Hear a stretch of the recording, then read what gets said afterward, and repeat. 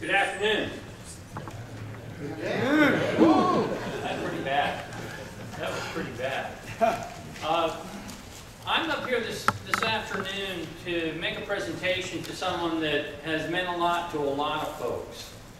And to kind of set the stage for this, what I want to do is I want to put up on the screen the piece out of the Pest Management Professional Magazine Hall of Fame edition. And I really want to point out a couple of things. First of all, let me just point out that these are the people that were inducted into the Hall of Fame at the National Pest Management Association meeting in Honolulu. A lot of big names, but one name in particular, very important to the North Carolina pest control and to the U.S. pest control and worldwide, and that's Dr. Charles Wright.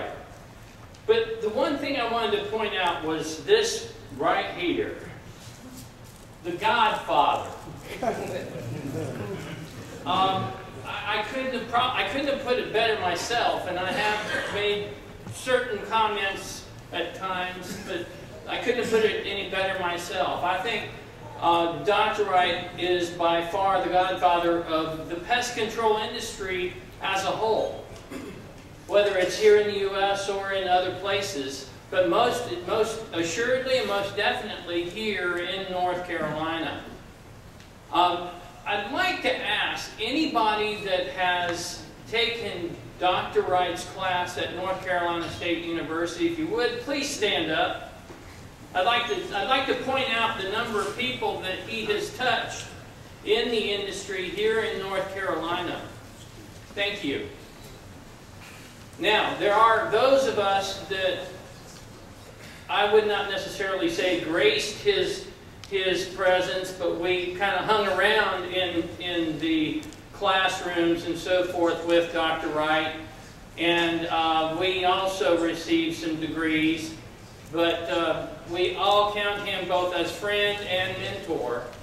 Myself included, as well as a number of others. I don't think anyone else is here in the classroom as far as graduate students are concerned. People like L. Ray Roper, Dr. Gary Bennett, who was also one of my professors, also counts him as mentor. And then we also have Dan Stout Jr. And Bob Kapanik. All of these are people that are very, very involved in the pest control industry, and without the help and guidance of Dr. Charles Wright, we wouldn't be here. So I definitely would like to thank Dr. Wright for all of the things that he's done to me and for me personally, but also for the industry. And to do that, I want to go ahead and give him his Hall of Fame 2010 National Pest Management Magazine Award that was given to me in his absence at Hawaii. So, Dr. Wright, if you would please come forward.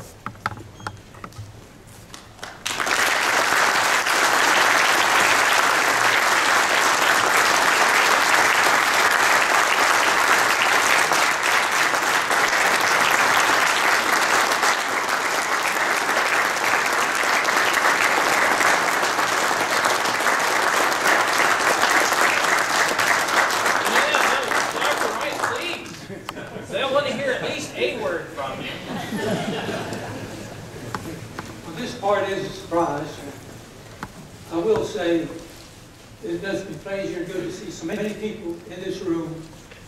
I started out as the first, well, before that, at the 1953, I taught at the first pest control school, and it was held at the university in a classroom, and there were about 12 to 15 people in that room.